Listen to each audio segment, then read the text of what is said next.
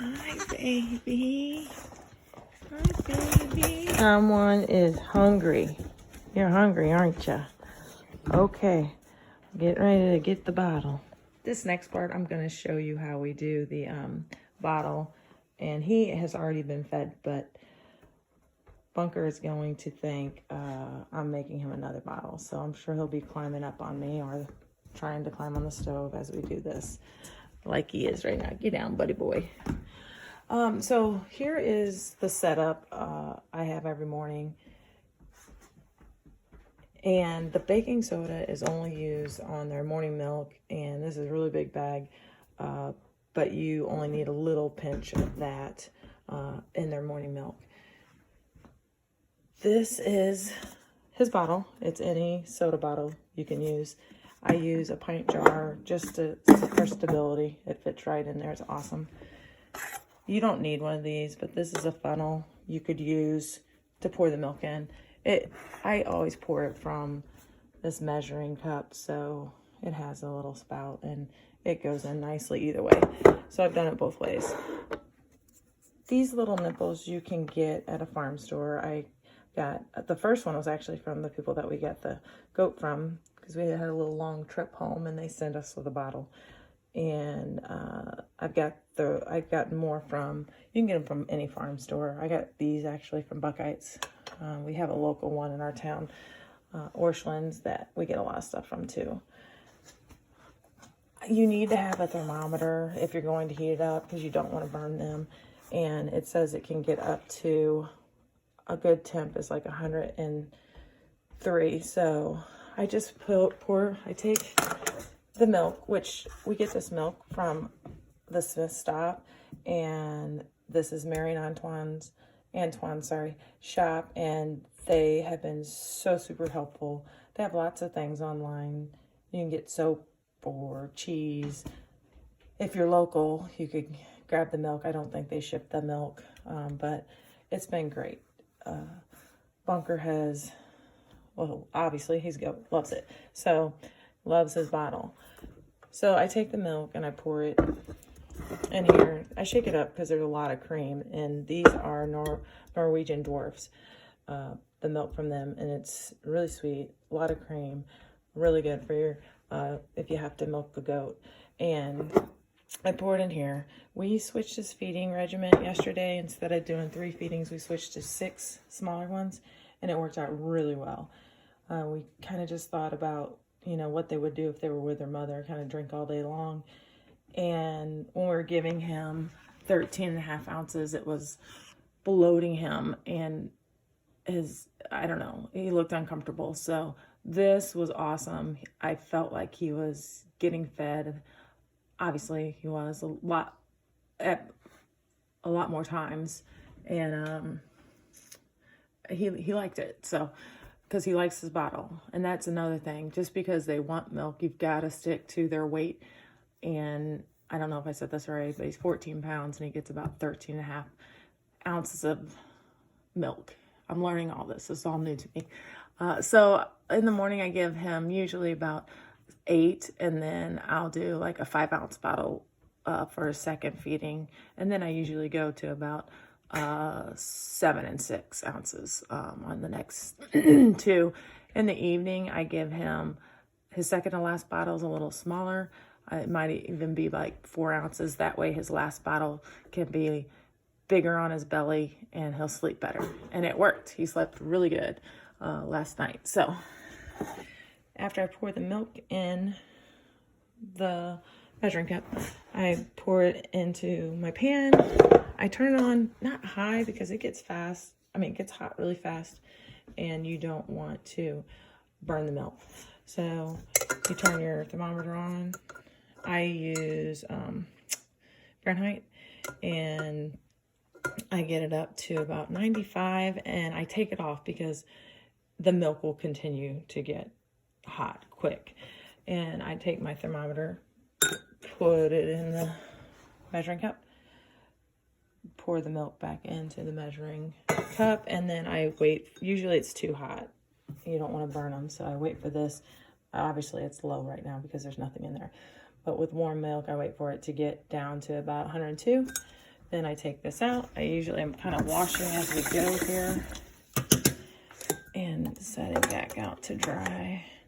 Then I take the measuring cup, pour the milk slowly into the funnel. And I have not used the funnel before, and it goes fine. So don't worry about getting one of these. Really, it's not necessary. And once I have that, he's all over, usually jumping on me. He must realize it's not feeding time. I'm just over here working. And,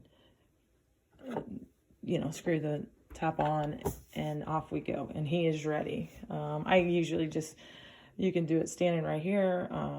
I usually sit down on a chair. I really don't need to because he gulps it down in like less than a minute. And like I said, don't overfeed them because they seem like they want more. It will end up hurting them. And that is the milk process in the morning. Here is the feeding schedule we use. I think this could clear things up if it got confusing when I was making his bottle. We were given this sheet by the people who we got Bunker from, and it's been really helpful. So at the top it tells you this is the total amount that you should be feeding over the whole 24-hour period. When they're babies, you have to feed them like every 2 hours. So we got him at 5.5 weeks. He will be 6 weeks tomorrow, and I just weighed him, and it was after his morning bottle, but he is now 15 pounds. So if you look at the 15 pounds, you go across, and he can be fed anywhere between 36 and 48 ounces a day. So I split that into, now that he can be up to 48 ounces, it's around 8 ounces per feeding, because we split it into 6 feedings per day. And I start in the morning, and sometimes in the morning I give him a little more than his second feeding. So we could do like 10 ounces, and then his second feeding we could do 6 ounces, or 9 ounces and 7 ounces. I try to keep 2 feedings together in my brain to equal 16. So that just kind of helps me as I go through the day. And I will show you a schedule I have. I'll put it in the photos at the end that I use, and I created on my notes in my phone. And I also set alarms all day long just to remind me. I've got a lot going on, so that has really been helpful. Over here, it basically says you can use whole cow milk is what he was on, but since we have access to goat milk, we switched him over to goat milk. It says not to add anything to the feeders or the feeding,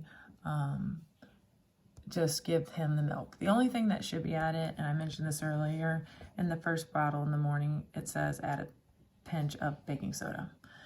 I would say that's about a teaspoon, maybe a little bit more.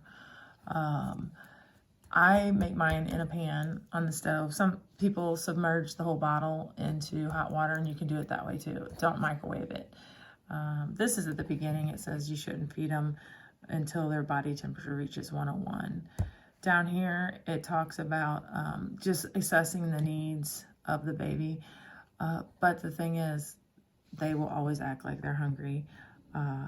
So don't feel sorry for them and overfeed them, because that could lead to some serious problems.